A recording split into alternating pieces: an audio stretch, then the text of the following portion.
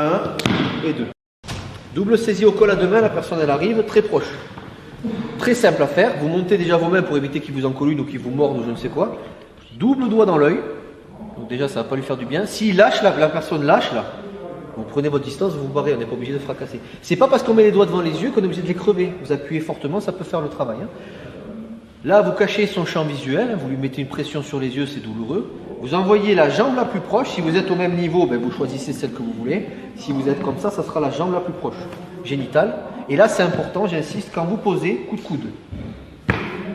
Mais c'est là où en général les élèves confondent. Vas-y, encore une fois. D'accord, ça c'est le mouvement.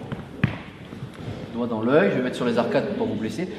Mettez sur les yeux quand même, hein, pas sur les arcades, là c'est pour pas. Genou. Et vous vous rappelez le déplacement en triangle qu'on a fait l'autre soir? Ben, c'est exactement ça. Ce qu'il ne faut pas faire, c'est ça. C'est je tape, donc les yeux, il n'y a pas de souci, c'est les deux en même temps. Je tape et je pose ici pour taper avec celui-là. Bien sûr, ça marche, hein. C'est un coup de coude, c'est un coup de coude. Mais dans l'idée, ça va être une ouverture en passant, ne pas en passant dans un déplacement en triangle, mais ici vous tapez.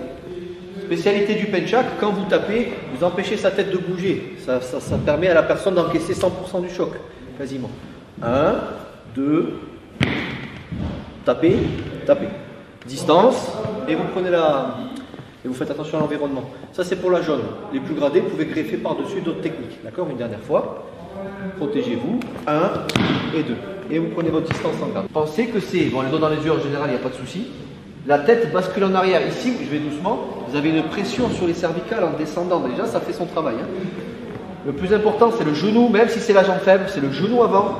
Et vous posez, vous faites votre déplacement en triangle, vous posez ici.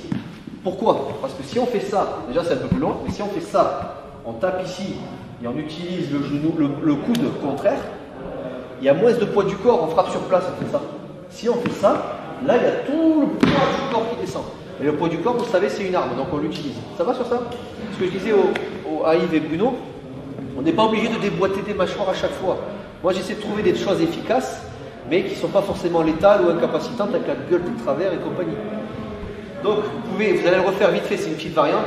Doigt dans les yeux, ici, et au lieu de taper avec le soil ou l'écrane, la partie dure du coude, la pointe, ou les os, vous allez serrer le poing, vous allez présenter la partie musculaire ici.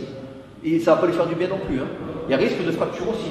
Ça dépend comment vous tapez, mais ça fera toujours moins de serre les dents, ça fera toujours moins mal ça que ça. Là, ça va casser quasiment, pas à coup sûr, mais bon, il y a de grandes chances. Attention, votre coude aussi, il n'est pas infaillible. Hein. Mais dans l'idée, c'est une des parties les plus dures. Hein. Donc ici, vous allez juste faire cette variante. 1, 2, déplacement. Pendant que vous vous déplacez, surtout ne le lâchez. Ça va, Fred? Excuse-moi, ouais. Je le vois comme ça. Excuse-moi. Ne le lâchez pas. Si vous le lâchez, il va peut-être vous taper ou quoi. Donc vous le tenez jusqu'à la fin et ici, vous choisissez où vous tapez.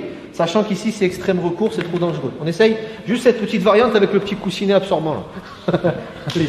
Si tu souhaites aller encore plus loin, à savoir décupler tes connaissances en self-défense, devenir confiant et efficace en situation réelle, mais ce que je t'invite à faire, c'est à cliquer juste ici. Formation offerte. Ou encore sur le lien qui est en description juste sous la vidéo. Voilà, j'espère que la vidéo d'aujourd'hui t'a plu et que t'a aidé à progresser un petit peu plus. Quant à moi, je te retrouve de l'autre côté pour commencer ta formation vidéo offerte. À tout de suite.